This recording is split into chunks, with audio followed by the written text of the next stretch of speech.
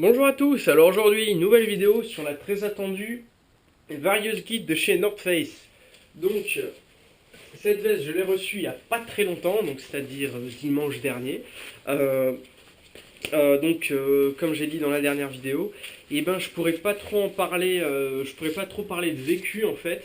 Je pourrais parler de choses que j'ai déjà vues sur d'autres vestes, mais sur celle-ci je pourrais pas vraiment parler parce que je l'ai pas testé en fait.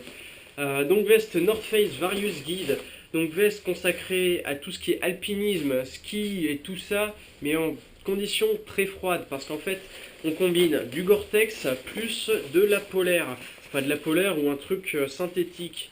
Alors celle-ci je l'ai eu d'occasion, d'occasion entre guillemets neuve. Je pense qu'il y avait on avait une petite polaire parce que là on a une deuxième fermeture éclair. Donc là, vu que j'ai pas la polaire, tout simplement, comme ça permettra plus d'étanchéité, on va dire, à la veste. Donc ce qui est bien. On a un intérieur très doux. Ce qui est notable de chez North Face en fait, hein. Comme j'ai pu voir chez tous les North Face, on a des finitions vraiment magnifiques. C'est très très bien fini. On a des gros scratchs, ça inspire vraiment la solidité, on a des renforts, on a plein de trucs, c'est vraiment très très bien. On a des boutons ici, non pas du scratch, contrairement à toutes les autres vestes que j'ai, pardon, ce qui est un point vraiment positif. On a des belles finitions, c'est vraiment une très très belle veste. On a beaucoup aussi d'accessoires, donc je vais vous montrer. Donc la veste, c'est une veste donc, type alpinisme hivernal, on va dire, parce qu'elle tient très chaud. Je l'ai portée, enfin je l'ai essayé dimanche dans la semaine pour voir un peu son efficacité. Ça tient vraiment très très chaud. Rien que là, je commence à avoir un petit peu chaud. Alors, comme vous pouvez le voir, on a ici donc un truc qui sert à la ceinture. Ça descend assez bas quand même, vous pouvez le voir. Donc ce qui est bien pour la neige. Donc ça gêne pas quand on marche dans la neige, le fait qu'il y ait ça.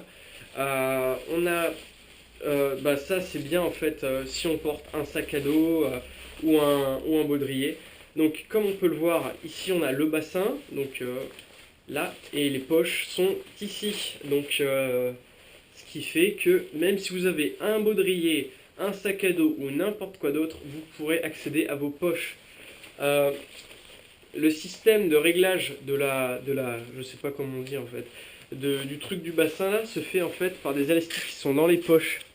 Donc vous n'aurez pas à défaire votre veste en fait pour pouvoir serrer. Donc comme vous voyez ici c'est un petit truc à pression. Là vous tirez et là vous avez une veste en configuration dite classique. Donc j'ai défait celui-là pour vous montrer. Tac. Voilà, là on a une veste plus droite en fait. Je sais pas comment vraiment dire. Veste adaptée donc aux activités de montagne. On a des renforts pour les coudes. On a un renfort pour le cul aussi, comme vous pouvez le voir. On a un renfort aux épaules, donc pour le port d'un sac à dos, le port d'un piolet épaule pour pas que ça déchire. Celle-ci en coloris bleu, tout simplement pour la signalisation en fait. Euh, pour la signalisation en montagne, si vous êtes paumé, c'est plus simple de vous voir si vous avez du bleu que si vous avez du noir ou du gris. Euh, donc ici on a une collerette, je sais pas comment on dit en fait. On a une jupe donc pour la pluie, enfin pour la pluie, qu'est-ce que je raconte? Pour la neige, donc ce qui va permettre une étanchéité en fait vis-à-vis de la neige. Donc là, ça sert pas, mais vu que j'ai un tout petit pantalon, mais en neige, j'ai un plus gros pantalon que ça, du coup, ça sert, et du coup, il n'y a aucune particule de neige qui peut atteindre le haut de mon corps. Donc ce qui est très bien, ce qui rend la veste quasiment étanche à la neige. Donc ici, on a la double fermeture éclair, j'en fais avec une seule, hein, parce que je vais pas me faire chier, qui monte très haut. Donc on a un col qui remonte plus haut que le menton, en fait, ce qui est un point très positif. Donc si vous avez du blizzard par exemple, on va pouvoir fermer, on va pouvoir rentrer on n'a même pas besoin de rentrer la tête dans les épaules en fait pour pouvoir être protégé.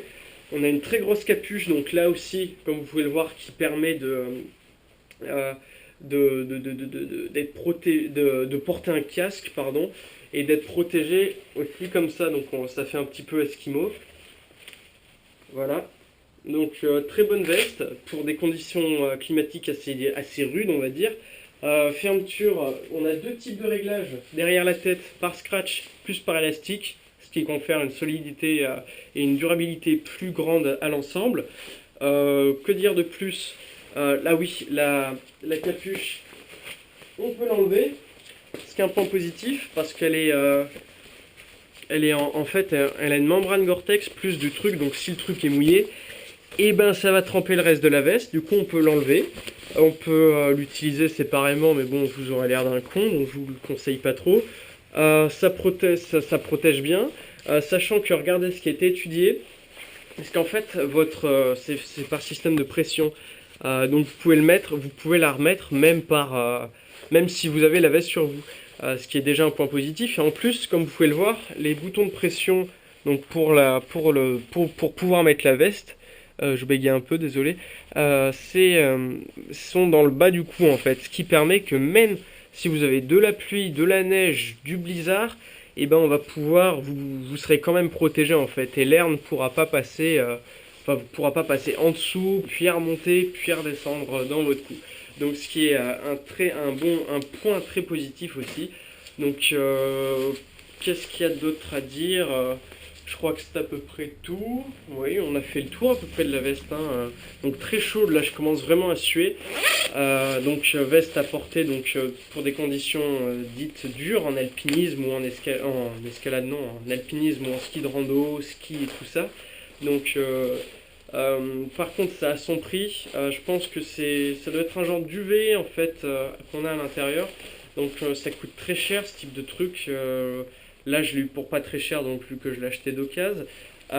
Mais ça coûte dans les 160 euros à peu près. Donc ce type de veste, je le conseille entre 140 et 190 euros en fait. C'est le prix hein, de ce type de veste. Ça coûte très cher, mais par contre, on a un rapport qualité-prix qui est vraiment très très élevé.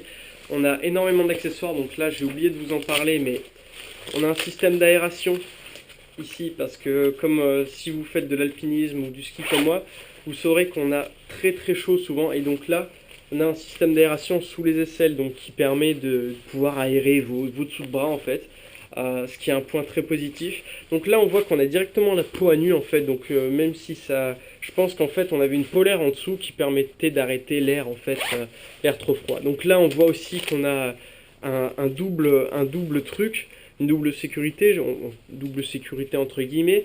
On a deux membranes de tissu en fait qui se mettent. Donc là encore on voit qu'on a une très très bonne finition sur cette veste.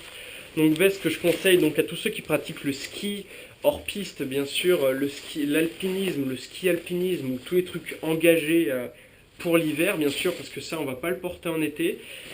Sauf si vous allez en Patagonie ou sauf si vous allez dans des pays lointains et que vous allez sur sur des très grosses montagnes type 5000, 6000 ou plus.